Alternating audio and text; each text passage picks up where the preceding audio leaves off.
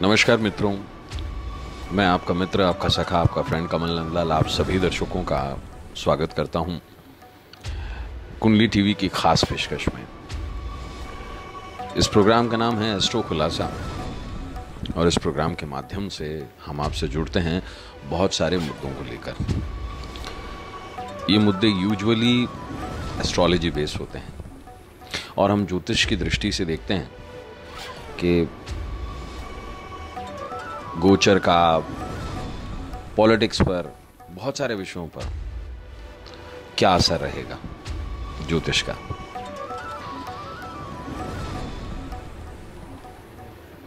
इस बहुत खास महीने मार्च में बहुत सारे ग्रह राशि परिवर्तन कर चुके हैं और कुछ अभी ट्रांजिट पीरियड में है, जिसमें से मायावी ग्रह कहे जाने वाले राहु और केतु भी गोचर कर रहे हैं और अभी उनका ट्रांजिट पीरियड चल रहा है।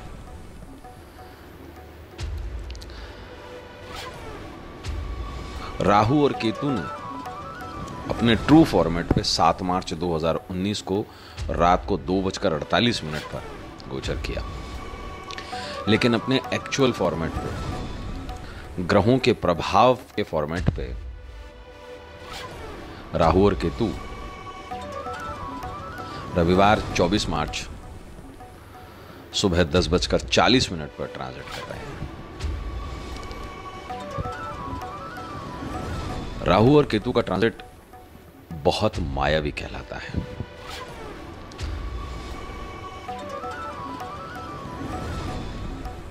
सुबह 10:40 पर राहु जो है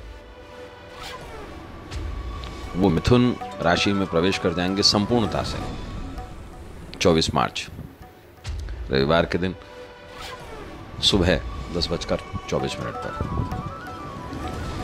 और केतु जो है वो धनु राशि में प्रवेश कर जाएंगे उत्तराषाढ़ नक्षत्र में, और राहु जो है वो बृहस्पति के नक्षत्र गुरु में प्रवेश कर जाएंगे। राहु और केतु का जो संक्रमण है वो बहुत ज्यादा अटपटा सा रहता है। वैदिक ज्योतिष में राहु और केतु दोनों छाया ग्रह माने गए हैं और हर एक व्यक्ति की कुंडली में इनका गोचर बहुत इंपॉर्टेंट होता है। अगर राहु और केतु किसी जातक की कुंडली में, किसी व्यक्ति की कुंडली में अगर उच्च के हैं या उनकी स्थिति मजबूत है तो जीवन में मान सम्मान, सफलता, बहुत सारा पैसा मिल जाता है। और दूसरी ओर अगर यही ग्रह अगर प्रतिकूल अवस्था में है तो स्वास्थ्य से रिलेटेड समस्याएं पैदा हो जाती हैं, आर्थिक हानि हो जाती है। कुल मिलाकर आने वाले 18 महीने तक राहु और केतु अपनी जगह पकड़ चुके हैं। राहु मिथुन राशि में और केतु जो है धनु राशि में, और दोनों कई महीनों में इस राशि में कई एस्ट्रोलॉजर्स के अनुसार, कई ज्योतिषाचार्यों के मतानुसार इसमें उच्च के होते हैं और ये लगभग 23 सितंबर 2020 तक इसी राशि में भ्रमण करेंगे। तो आइए चलिए जानते हैं कि मेष से लेकर मीन राशि वालों के जीवन में इसका क्या असर पड़ेगा।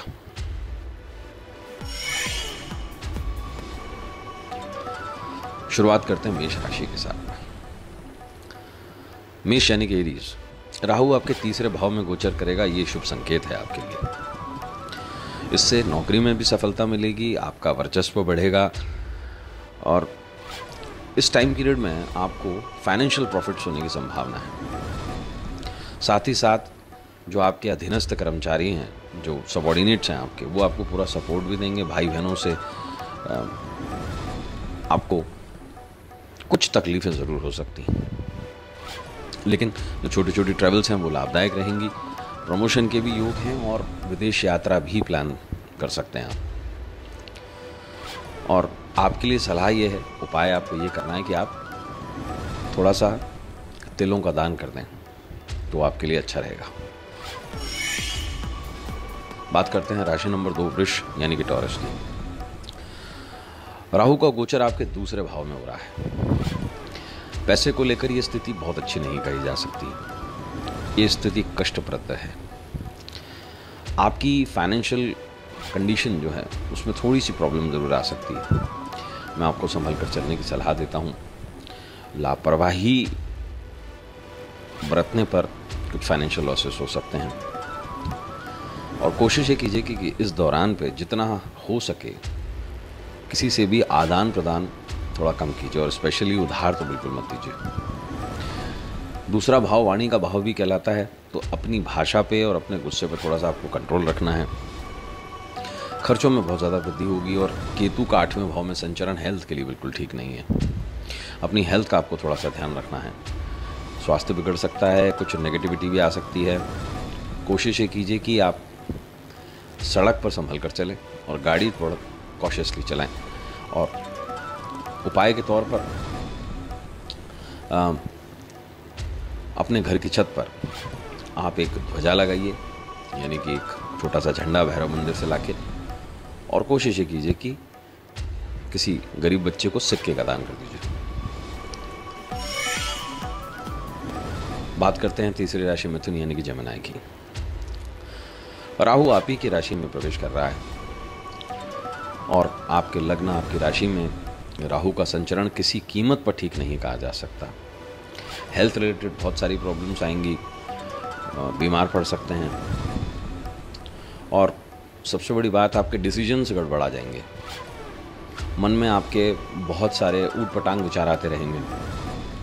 हेल्थ बहुत बड़ी प्रॉब्लम रहेगी आपके लिए, और साथ बसाथ में जीवन साथी से संबंध भी बिगड़ेंगे। केतु मोक्ष का कारक है, 7वें भाव में आ गया है। स्पेशली स्टूडेंट्स को मैं सलाह देना चाहूँगा कि इस दौरान में बहुत सारी चीज़ों से दूर रहें। कुछ परेशानियां ज़रूर आ सकती हैं।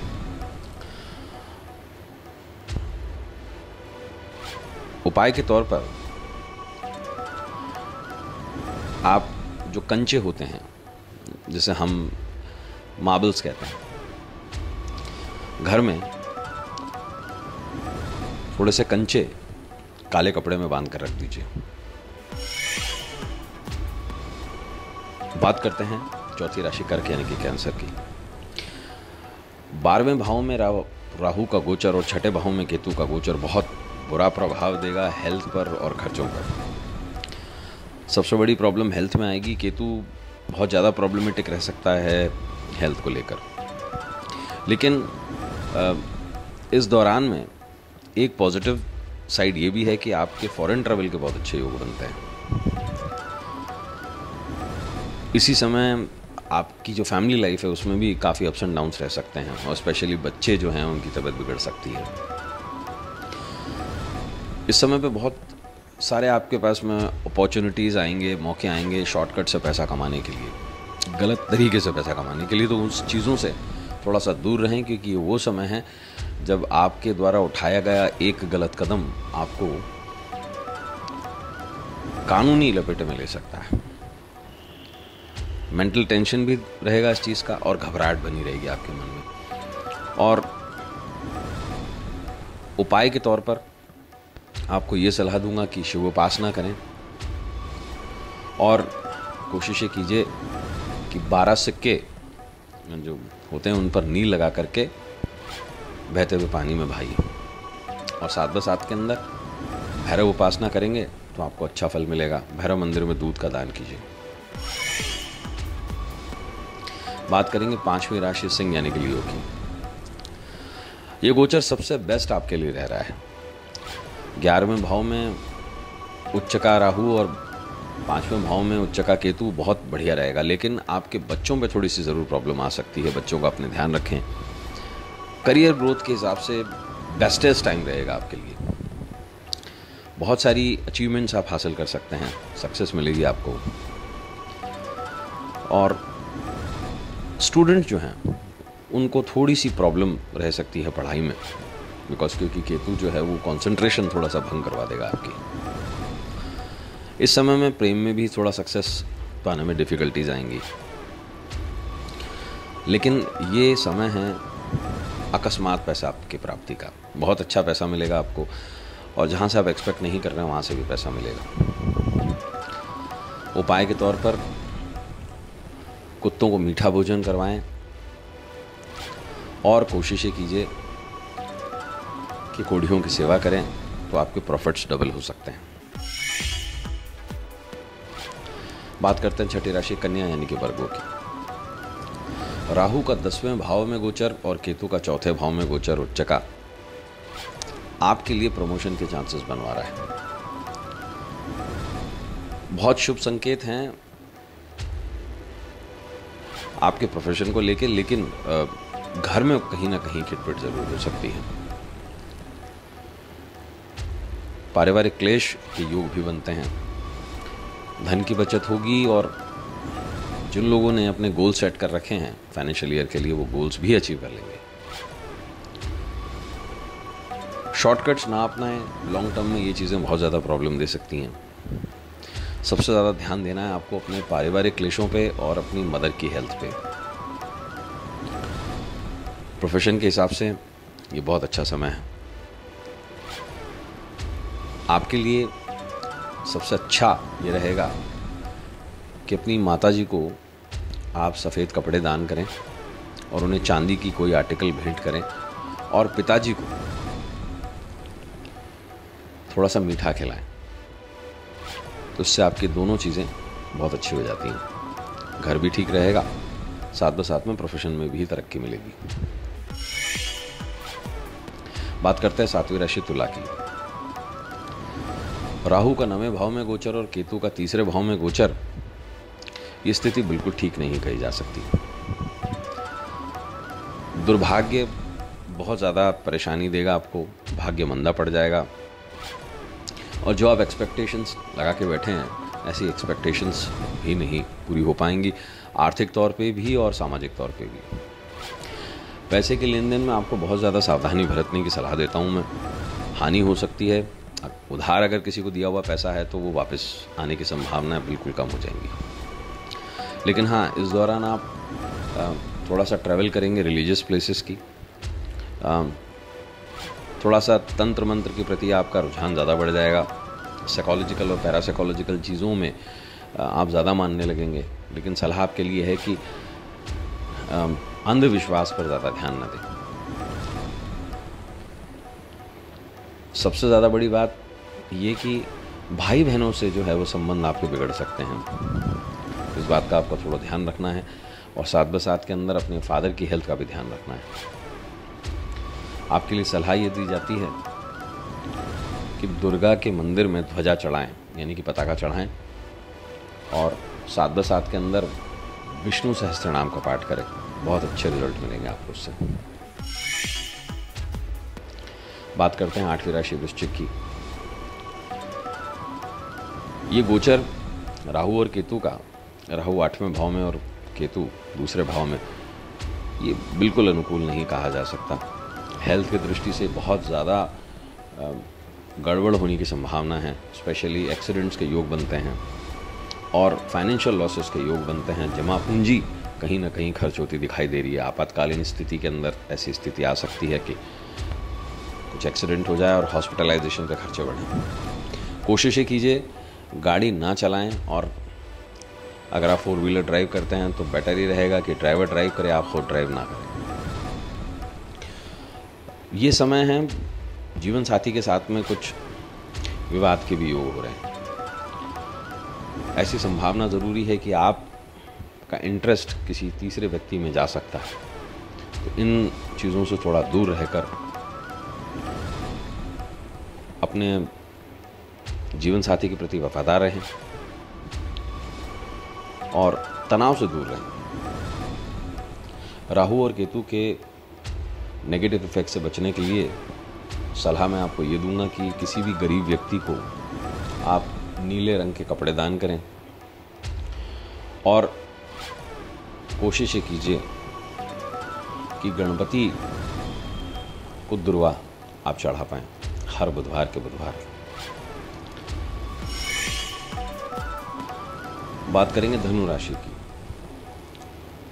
राहु का 7वें भाव में और केतु का लग्न में गोचर सबसे बड़ी बात आपके पार्टनरशिप में खलल पैदा करेगा। दूसरी बात, मैरिड लाइफ में बहुत सारी प्रॉब्लम्स, कॉम्प्लिकेशंस आ सकती हैं। आप किसी गलत व्यक्ति के साथ में ज़्यादा उसके क्लोज हो सकते हैं, जिसकी वजह से आपका पारिवारिक जीवन, आपका दाम्पत्य जीवन कुछ ज़्यादा बिगड़ सकता है।